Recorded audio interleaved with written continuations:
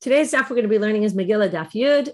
Today's daf is sponsored by Cheryl and Avi Savitsky in loving memory of Cheryl's father, Dr. Stephen F. Stein, Shimon Feibish ben Yisrael Yitzchak Cohen on his 38th year at site. Today's daf is also sponsored by Ann Goldchurch for Fuash Lema for Sarah Necha Bat Leah. Okay, we're going to start at the bottom of Daf Tet Amud Bet. What we're doing today is basically finishing the last Mishnah of the chapter. Then what's going to happen, even though the chapter finishes only on Daf Yud Zayin, so what do we have between here and the end of the chapter? We're going to start with a slew of drashot on the Megillah. And from there, we're going to do dapim upon dapim of drashot on the Megillah. I guess because this chapter was about the Megillah, so now we're going to basically go on drashot on the Megillah. Okay, so we're starting with Ein Ben Shiloh Yerushalayim. Okay, Shiloh is where the Mishkan was. There's no difference between the Mishkan in Shiloh and Jerusalem. Ela sheb'Shiloh ochlim kodshim kalim u'maser sheni b'chol haro'eh u'b'Yerushalayim lifnim min hachoma. Kodshim kalim, which are the lower sanctity of sacrifices, and maser sheni, which was the fruits that people were supposed to bring to Jerusalem and then either bring the money and buy food in Jerusalem, but whether it was that you brought it or you bought food with your money that was from your fruits, that had to be in the city of Jerusalem. Now, when there was the city of Jerusalem, so it was the walls of Jerusalem were what determined. When it was the Mishkan, there was no wall around the city of Shiloh. So what was the border? It was any place that could see the Mishkan, the tabernacle. You'd be allowed to eat your kodshim kalim or your maaser sheni there. Vikan, now this is different from all the other Mishnayot, because here they say the similarity. Usually the Gemara started inferring, oh, well, then they must be similar about this issue. Okay, there were areas that were designated like curtain type things, hangings that basically separated the Mishkan, the sanctified area of the Mishkan from outside, and the Azara, which was the comparison to the Mishkan in the temple, which housed the Heichal, and which had the Kodesh Kodeshim in it, sanctuary that had the Holy of Holies inside, and it housed the outer altar, which was in the Azara, as we call it. So the walls or the partitions around there, basically that designated the area for the Kodshim, and in the Mishkan, it was the walls of the Mishkan, basically. So that was similar. Kedushat Shiloh, here's another difference. Yesh achareha hetel. We talked about the bamot in the Mishnah before. So the bamot were places outside of the tabernacle or the Beit HaMikdash, or outside of the central area where people would sacrifice their own sacrifices. And therefore, yesh achareha heter. After the Mishkan in Shiloh is destroyed, there's no more Mishkan, then you're allowed to use bamot again. But Kedushat Yerushalayim ein achareha heter.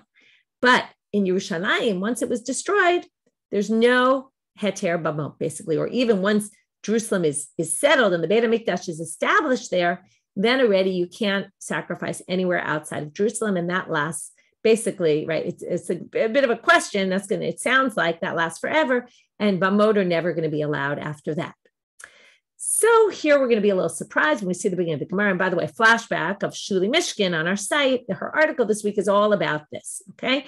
And Gefet, which is going to go up later today, is also on this fascinating topic of, are sacrifices allowed nowadays? Okay, we're going to see. It sounds like from the Mishnah that they shouldn't be, but you're going to be surprised that halacha l'maaseh, even the Rambam says, we can do sacrifices nowadays. The problem he raises is that there's no tzitz, and you needed tzitz in order to do it, to atone if there's tumah. Anyway, you want to hear about this more, listen to Gefet. It's really interesting. It's also in written form and also in video form. It'll go up sometime later today. Amar Rabbi Yitzchak. So here comes Rabbi Yitzchak, and you think it's very simple from the Mishnah that can't sacrifice anywhere else after the destruction of Jerusalem. By the way, it means ein heter bamot, but maybe you could sacrifice in Jerusalem where the temple was. Okay, so Amar Rabbi Yitzchak, shamati shemakrivim bebeit chonyo b'zman hazeh. Okay, this is in English is called the Temple of Onias. It was a temple in Egypt, and Rabbi Yitzchak says, I understand that people sacrifice there nowadays. Okay, in this Temple of Onias. Wow. Okay, so in Egypt, there's this group of Jews that are sacrificing to God. So first of all, there's a whole debate in the Gemara in a different sugya about Beit Chonyo. Was it a house of worship of idols, or was it a house of worship of God? So here it says, Kasaval, Rabbi Yitzchak must hold. If he's saying this, Beit Chonyo lav Beit Avodah Zarah. He must be saying I have a tradition that they sacrifices in Beit Chonyo. So therefore, it must be. Number one, he holds it wasn't for idol worship that they were doing there. It was actually a temple for God. And number two, Kasavar, you would have to hold Kedusha Rishona Kitsha L'Sha'ata V'lo Kitsha L'Atid Lavo. That when the Jerusalem was sanctified, okay, when the temple was built, the presence of God rested there, and it must have rested there just temporarily, not for the future. And then what's the next step Rabbi Yitzchak makes? And this is a big debate whether you make this next step or not. But the next step is that if it's no longer sanctified, then it's like the tabernacle. Once it's destroyed, now you can go into the bamot and anywhere you want, you can sacrifice. So it must be, he said that. How does he get it? Exactly from the Mishkan, because it says, okay, and this is in Sefer Dvarim when it talks about sacrificing outside the temple, and then when you get to the land, and then blah blah blah. So it says, Ki lo batem ad ata el hamenucha ve'el hanachala, because at this point you haven't yet gotten to the menucha and the nachala, to your place of resting and to your place of inheriting or of settling. So why does it say menucha and nachala? It seems repetitive.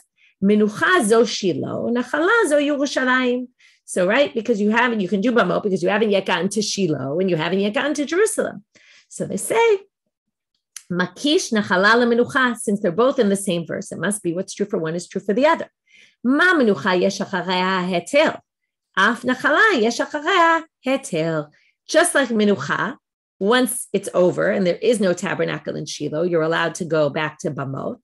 Likewise, when you're in nachala, when you're in the temple, also when it's destroyed, you could go back to bamot. So therefore, he learned from the juxtaposition that there must be the same law for both, and you're allowed to. So that's Rabbi Yitzchak. We can end here. But Gemara Sugya becomes more interesting. Amruleh, they said to him, the students, or maybe the rabbis there, somebody said to him, Amarta, did you really say this? Now, okay, what do you think Rabbi Yitzchak's going to say? Well, it's a good question, right? When someone starts asking you, did you really say such a crazy thing?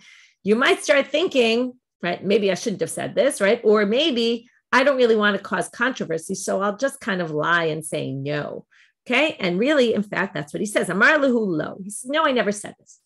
And what does it mean I never said it? So some people understand that he meant, and some people say you can even justify lying in this case. And where did we see the story before? This kind of thing, Rabbi Yoshua and Rabbi Gamliel. Remember, Rabbi Gamliel said, is there anyone who thinks that Tfilat Arvit is Reshut, right? And Rabbi Yoshua kind of lies and says, oh, no, I think it's Chovah, and then he embarrasses him. He's like, what do you mean? Weren't you the one who said it was Reshut? And he brings the student to prove it. Anyway, that whole story, he kind of lied because he didn't want to start making a whole big to-do with Rabbi Gamliel. Here also, it sounds like Rabbi Yitzchak didn't want to get involved. And he said, oh, I didn't really say this. Well, the other thing to note is, how did Rabbi Yitzchak say it? He said, Shamati, I heard, meaning I have a tradition that this is what went on. But it doesn't mean that I hold this way, right? He might be saying, no, I don't really hold this way. An alternative is that he actually did hold that way until they questioned him. And then he said, well, you know what, maybe I'll change my mind. So in any case, we're going to see that according to Rava, Amarava ha'Elohim, he swears in the name of God. Amara, he did say it, Ugemir nalamine, but he learned it from others, but he doesn't really think this, apparently. Okay, and we're going to now see, it's obvious to the Gemara that he doesn't really hold this way. But he changed his mind. Do my time a kahadrabe, because of the question. The Gemara says, well, then why did he change his mind? And now we're going to see what caused him to change his mind. Mishum, two problems. Number one, kushya de Rav Meri. From the question of Rav Meri, who basically questioned him from our Mishnah, because it sounds clear from our Mishnah that there is no heter bamot, right?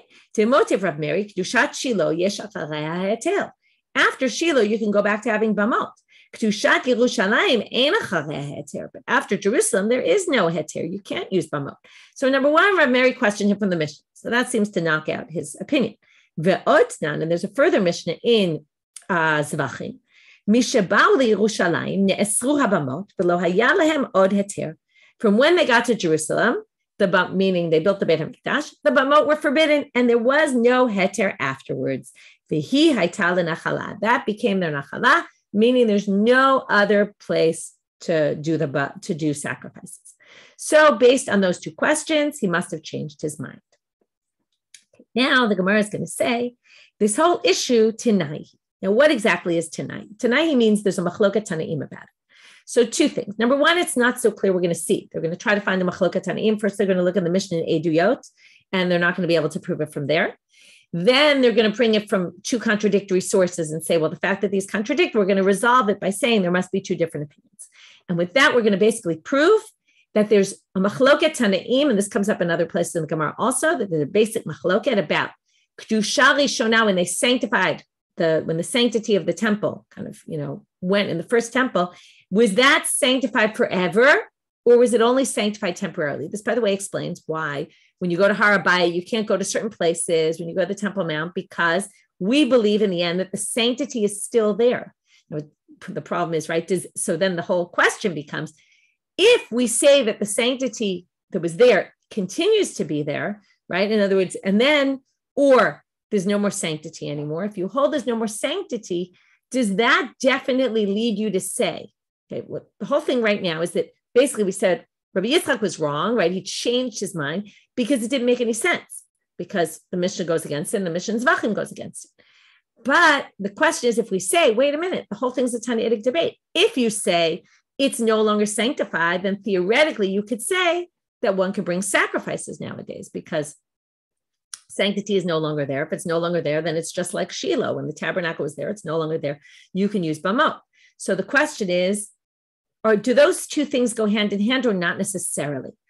So there's different ways to understand the sugya, and whether you say it's a machloket tanaim, then theoretically you could then reinstate what Rabbi Yitzchak said, or maybe they're not necessarily connected, okay? And that that's not the issue necessarily behind whether or not you can do sacrifices or not. So there's a big question about how to understand this. So now let's see the machloket tanaim.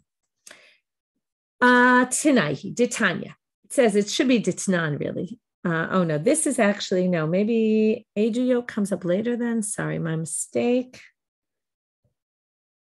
I don't know. Okay, we'll see as we go on. Okay, Tanai, Ditanya. Amar Rabbi Eliezer. That's why, because the words from here on in also appear in Adriyo in the Mishnah. Shamati shayu bonim bahechal, osim klaim lehechal uklaim laazara. I have a tradition, he says, just like we saw Rabbi Yitzchak say it before.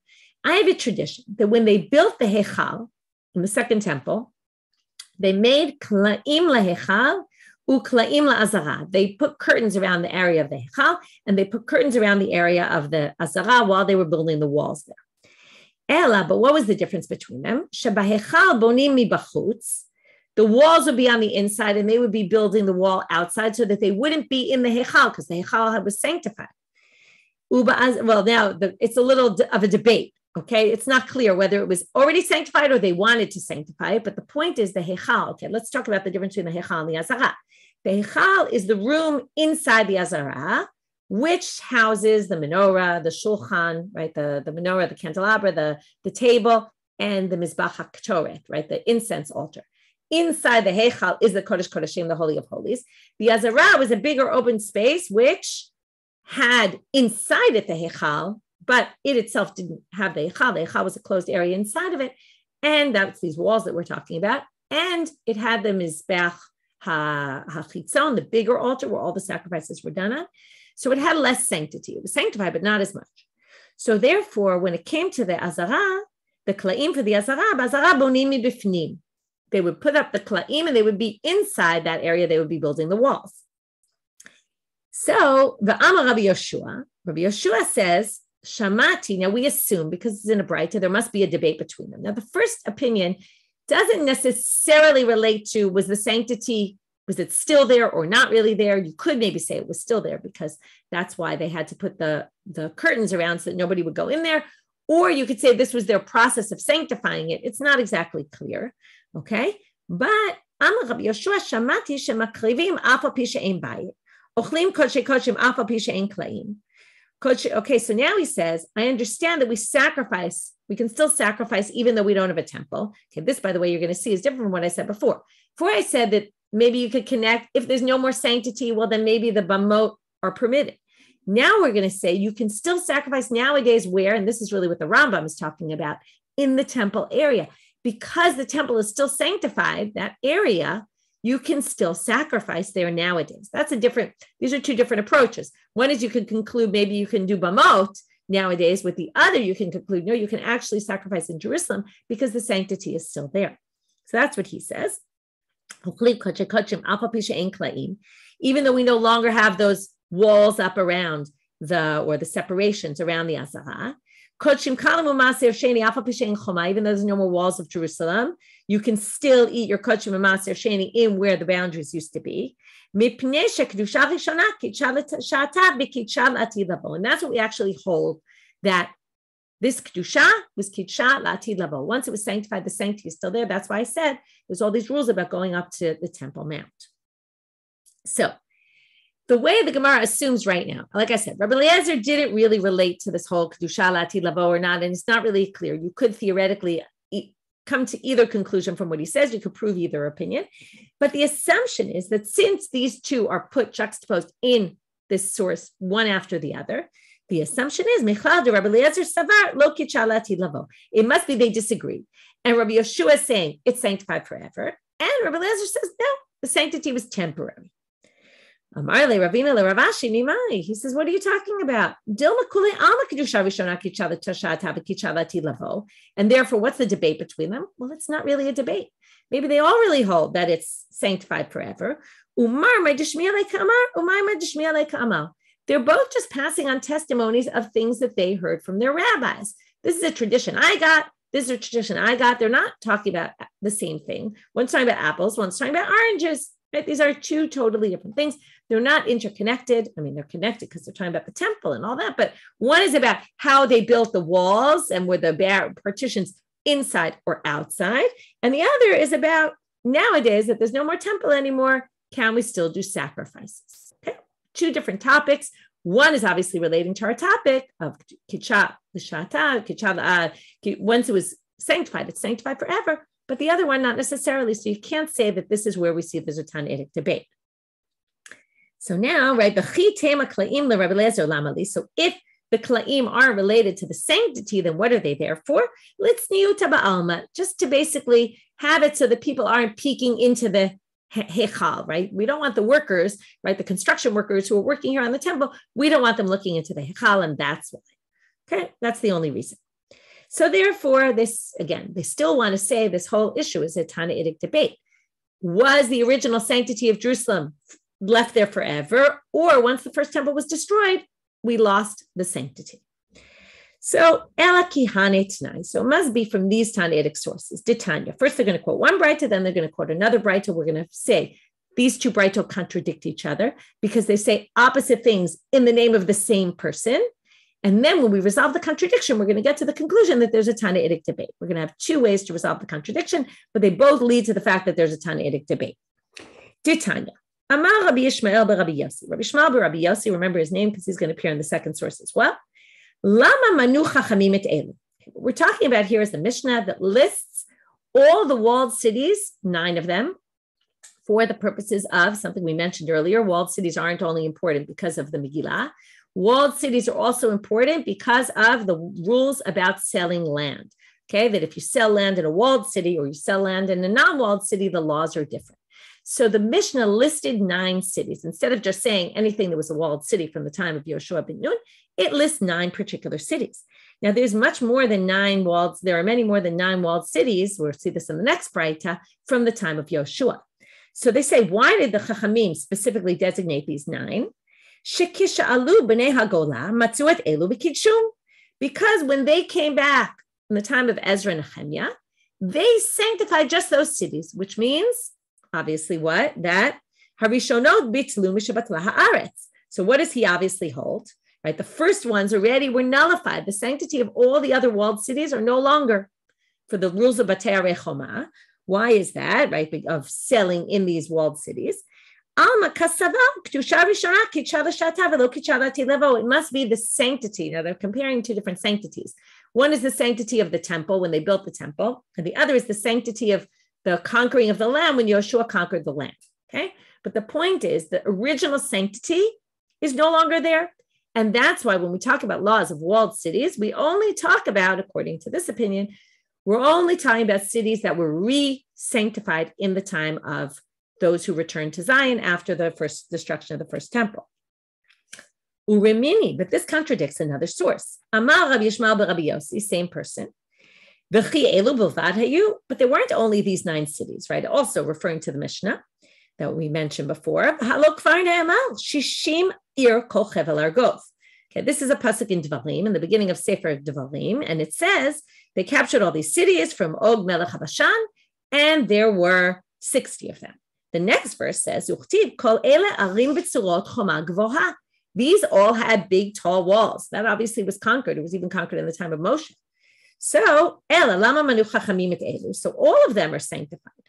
So they say, Shalu b'nei hagolam matzu elu v'kidshum. So it's because, now this sounds exactly like the first Braita, those 9, because those 9 were sanctified. However, they're going to stop this Braita for a minute. You really have to read the end of the Braita to understand why they did this. But the end of the Braita is going to be clear that they didn't lose their sanctity. So now they're going to say, Kidshum, so we're breaking in the Braita for the Gemara to ask, the Braita says Kidshum, that makes absolutely no sense with the continuation of the Braita that we'll see in a minute. Hashta ha'amre lo tzricha lekidushe. Later in the Braita, you're going to say there's no need to sanctify them because they're already sanctified from before. So therefore, it must be that word is a mistake in the Braita. What happened was when they came back in the Second Temple time period, they must have settled in these 9 cities. And therefore, they counted the 9 cities that they happened to just count these 9 cities. Okay? It's not that the other ones weren't sanctified. They were all sanctified. They just counted them. They didn't sanctify them. Okay, so this goes directly against what Rabbi Shmuel Rabbi Yossi said in the first Braita, that they sanctified them. Now, even though the simple reading of the Braita is they sanctified them, it can't possibly be, and we'll see why right now. Continuing in the Braita, below Elu Bilvad, and not only these. In other words, yes, they said these 9 cities, but they didn't mean only these 9, and this is why you have to assume Kidshum is from before. Ela kol shetaleh lecha masoret biyadcha me'avotecha shemukefet choma miyemot Yoshua ben Nun. Kol mitzvot halalu noagim ba mipnei shekdusha rishona kidsha l'shata v'kidsha l'atid lavo. Here you have it explicitly. They say it's not just these; it's any city that had a wall from the time of Yoshua. Why? And anything that you have a tradition about, if you have a tradition that this was a walled city from the time of Yoshua, all the laws of walled cities when it comes to the laws of selling property apply to it. Why? Here the Braita says, because the first Kiddusha lisha'ata for its time, and Kidsha la'atid lavo. Once it was sanctified forever. So now we have it. One Braita says Rabbi Shmuel Rabbi Yossi, basically Kidshum, they sanctified them, which sounds like they weren't sanctified from before, and it's only those 9 cities. This one says it's all 60 or all however many there were, right? 60 is just the ones they conquered from Og. All the walled cities from the time of Yoshua, the original sanctity remains. So we have a big problem because how could Rabbi Shmuel Rabbi Yossi say one thing and then say the opposite? So the answer is, right, so Kasha to Rabbi Yishmael at Rabbi Yishmael, he contradicts himself, to which the Gemara answers, Trey Tanai Alida to Rabbi Shmuel Rabbi Yossi. The first answer is, these are 2 Tanaitic traditions. In other words, Tanaim who came after Rabbi Shmuel Rabbi Yossi, he was a Tana, but the Tkuvat Tanaim had a few generations. Someone after Rabbi Shmuel Rabbi Yossi came along and said, I think Rabbi Yishmael Rabbi Yossi held this, and someone else said, I think Rabbi Shmuel Rabbi Yossi held that. So we have 2 different opinions, in which case, what do we have now? A machloket. We don't know who the machloket's between, but it's among 2 Tanaim about what Rabbi Shmuel Rabbi Yossi said. That's one option, which then proves what we were trying to prove, which is this whole issue. Is the sanctity there forever, or was it just temporary during the time of the first temple? That is a subject of debate, okay? That whole issue. Ibai Dehema, alternatively, you could say one of those sources, and we'll see which one in a minute, was Rabbi Elazar bar Yossi Amara. It was a mistake to think it was Rabbi Yishmael bar Rabbi Yossi. It was actually Rabbi Elazar bar Rabbi Yossi. Now, it's nice to just say this and say, okay, mistake, let's just switch the names. But it makes sense to switch the names because we're going to see, Titania, we're going to see his name associated with one of the opinions. Rabbi Elazar bar Rabbi Yossi Amar, Asher lo choma. Okay, this in and of itself is interesting. I didn't mention this last time we learned it, but I'll point it out now. The pasuk says Asher lo choma, Lamed Vav Aleph. Now, if you open a Tanakh, you'll see it doesn't say Lamed Vav Aleph. Okay, the drasha is based on the fact that lo is spelt with a vav and an aleph. Usually lo is spelt either Lamed Vav, which means it, right? It's referring to it, or Lamed Aleph, which means not, which is really like the opposite. So this says both, Lamed Vav Aleph. Now, our tradition what we have in our Sefer Torah does not say Lamed Vav Aleph, and this happens a bunch of times in the Gemara, where they seem to have a masoret, a tradition about what the text in the Torah should be, and we have a different one, okay, about how it should be written, with a vav, without a vav, etc. It came up in Litotafot. It's repeated 3 times in the Torah. Also, it's different. Now, some people say no, it's not that they had a different text that we had, and their Torah, had a vav and we don't. It's that the word, it says lo choma with an aleph, but the context really makes it sound like lo choma with a vav. So it's more like the way it's read and the way it really means, but the meaning contradicts the way it's written. So because of that, they darshan it. And then maybe it doesn't have to do with this is how it's written. It's just this is how we darshan it.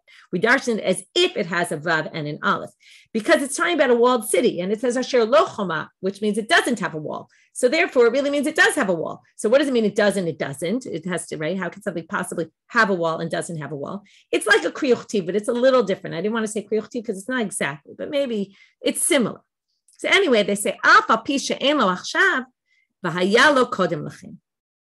even though it had, right, it doesn't have now, but it previously had. That's how you could both have a wall and not have a wall. Okay. And therefore, we're going to say, asher lo choma means that, right, which means basically what? That even though it doesn't have now, it had before. That goes like the second braita, which says that whatever sanctity it had then, it was sanctified forever. And that's Rabbi Elazar, Rabbi Yossi, and not Rabbi Shmuel, Rabbi Yossi.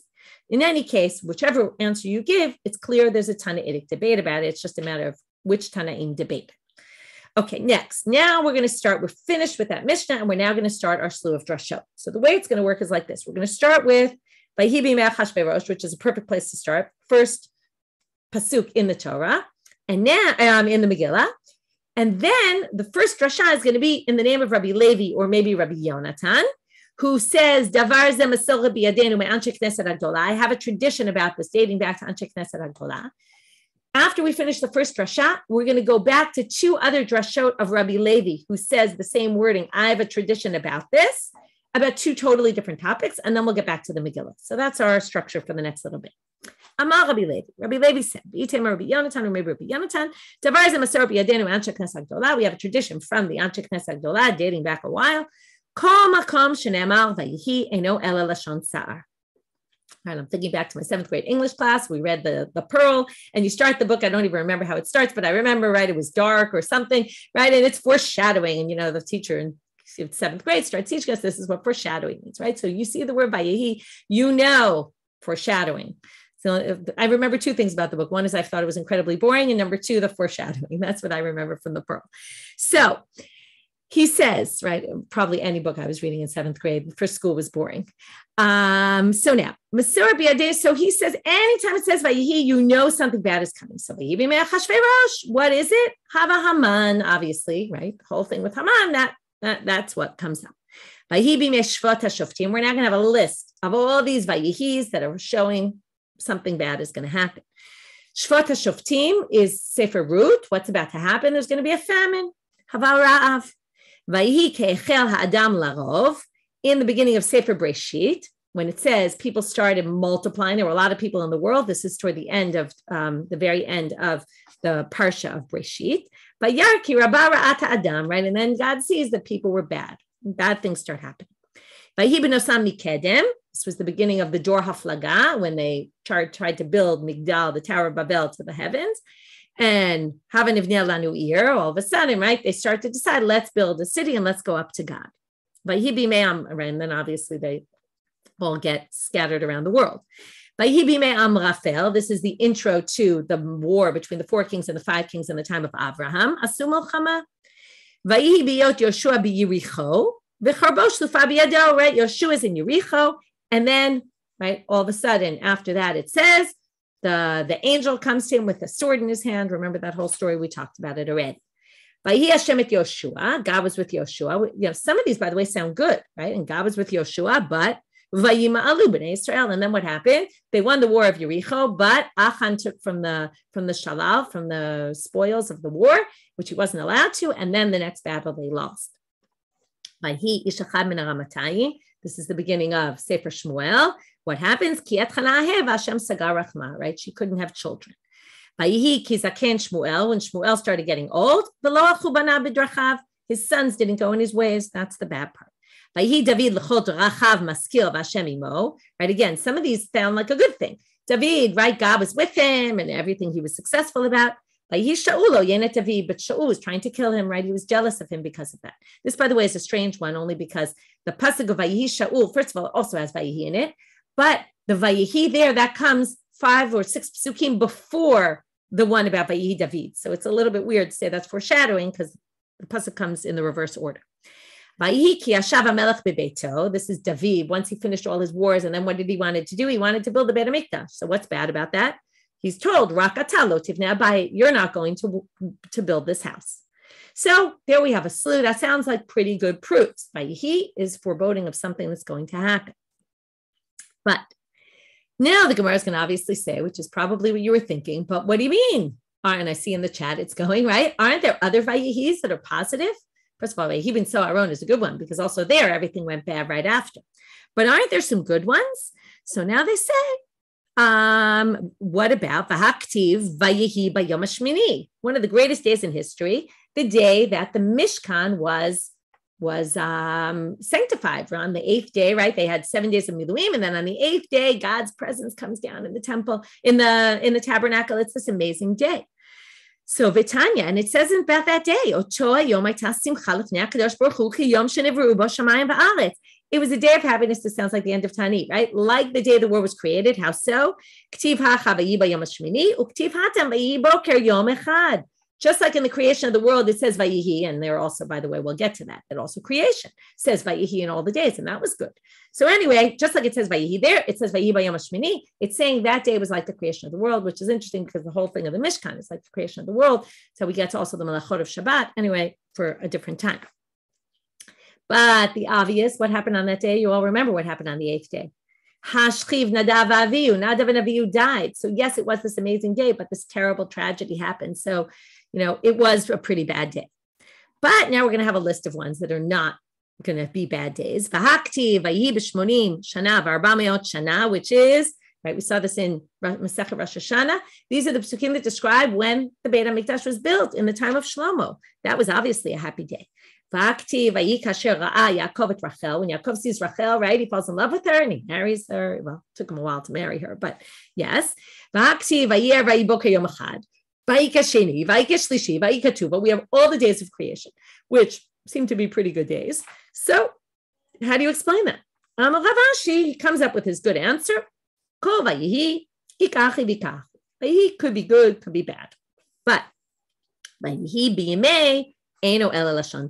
says it was in the time of, that already means something bad is going to happen. And now they'll tell us how many there are. That was in Ruth when there's a famine. That was the war of the 4 and the 5 kings. This is when, in the time of Achaz, one of the kings, so Pekach ben Rumalyahu and Hadad melech Aram come up to fight against them, if I'm right about the names, but I believe that's who it is. And they have a whole war. And Yehoyakim, that was the first stage of the exile. Okay, in the time of Yehoyakim, he was the king of Judah. They started exiling some of the Jews to Babylonia, Nebuchadnezzar, and right, it wasn't Nebuchadnezzar yet, but the Babylonian exile begins in his time. Okay, they bring the Kreti and the Pleti, the more important people. Anyway, okay. As I promised, we're now going to get into 2 other things from Rabbi Levi says that I have a tradition about. Amar Rabbi Levi, Amos and Amatzia were brothers. Who's Amatzia? He was the king of Yehuda. Amos is the father of Yeshayahu. So, why is that important? My Kamashmalan, what is this coming to teach us? Like, who really cares if they were brothers? It's to support what he says. Kol kala she'itznua bebeit hamia zocha v'yotzim mimena melachim uneviim. Any bride who is sanua, she kind of hides herself or keeps herself modest in her father-in-law's house. You'll see the extreme of what they're going to talk about, but she will merit having kings and prophets come from her. Minal, and where do we learn this from? Mitamal, dichtiv. There's a very strange pasuk in the section of Tamar and Yehuda. If you remember this pasuk, Remember, Yehuda goes out. Remember, she's married to his sons. Each of his sons dies, and then he doesn't want to marry her off to the third son because he's worried that she's going to kill it, right? That because she's kind of bringing bad luck. So he basically sends her out, and then he sees her one day. He goes out. He sees her b'parshat drachim. She's at a crossroads. He thinks she's a prostitute. Why? Because her face was covered. Now, normally we think he didn't recognize her because her face was covered, but it sounds like it's saying he thought she was a prostitute because her face was covered. Now, that's a little the opposite of what you would think. He thought she was a zonah because her face was covered. That doesn't make any sense. Normally, zonot show off their faces. Ella.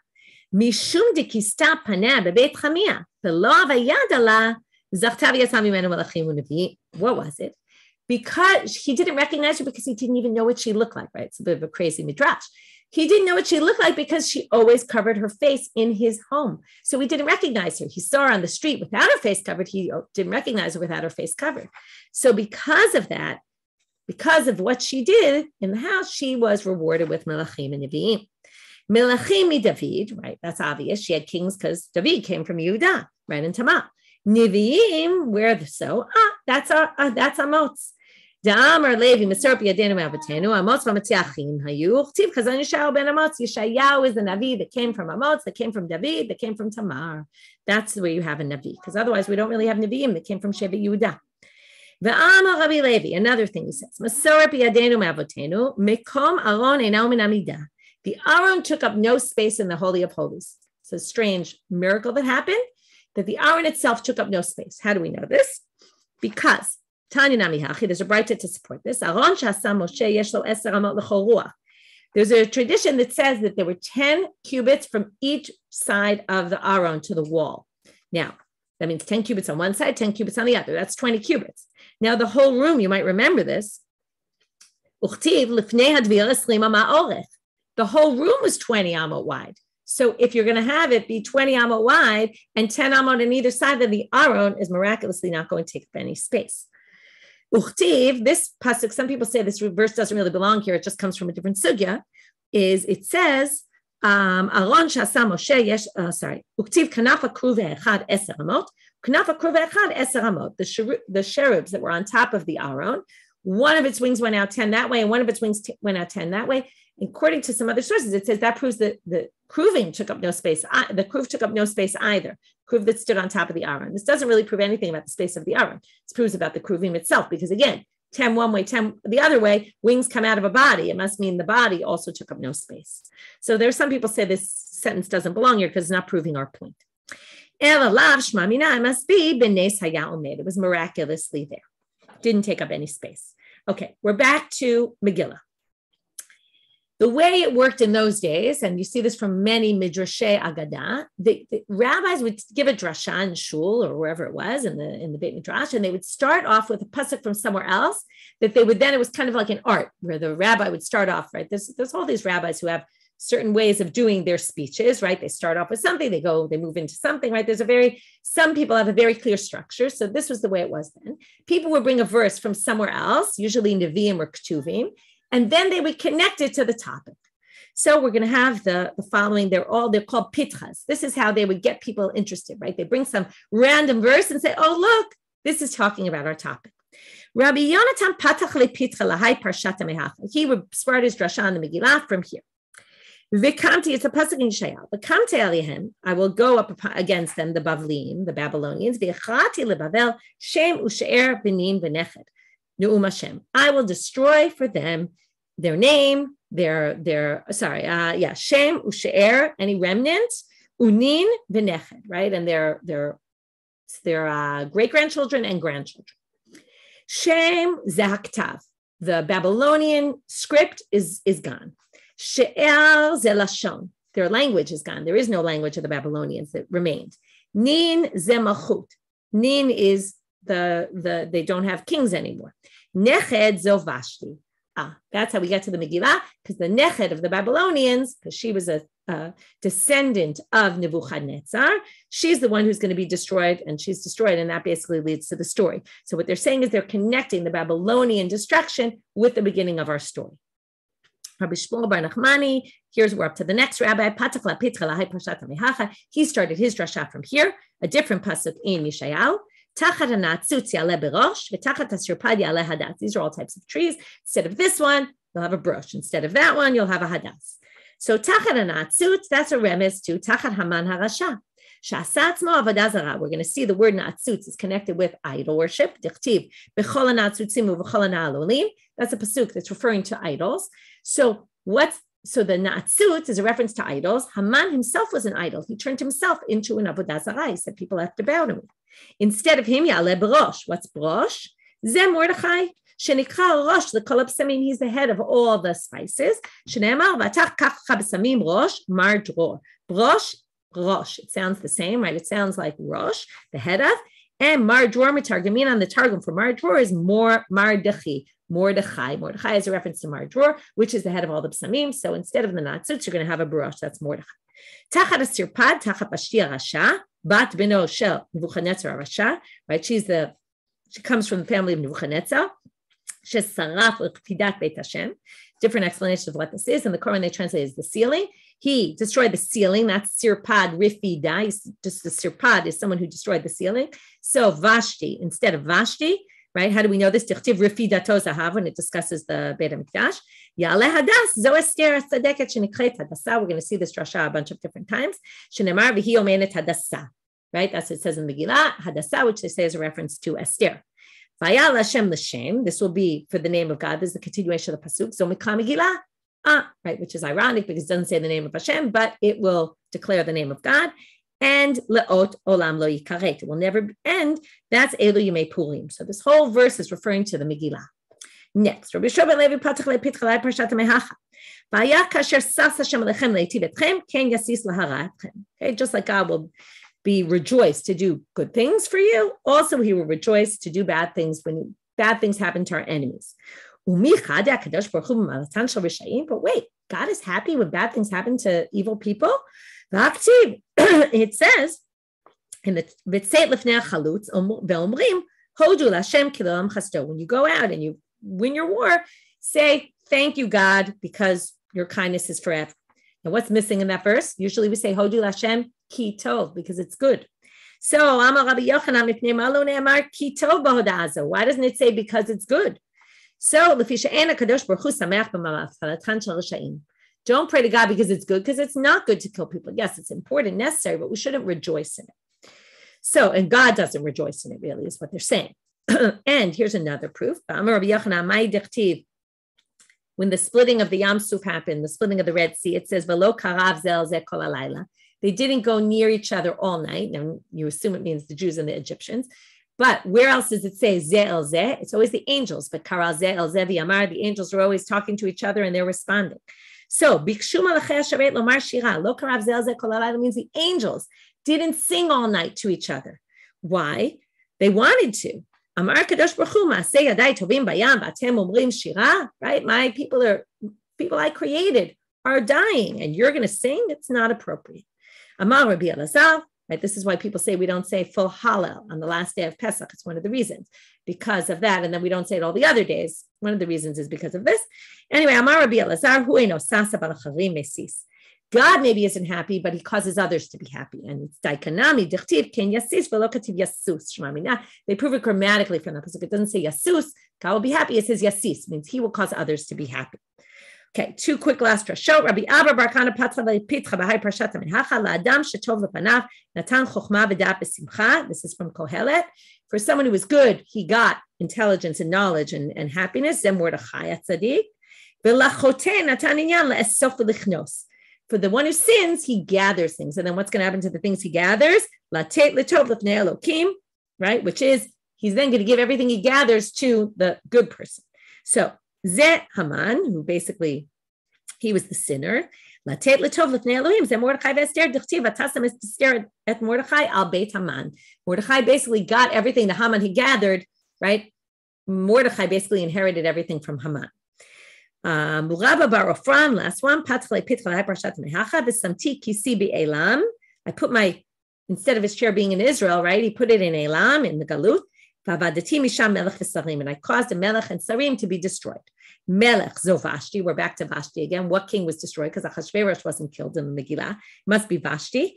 The Sarim ze Haman v'aseret banav. So again, they take all these verses from somewhere else and they connect them to the Megillah.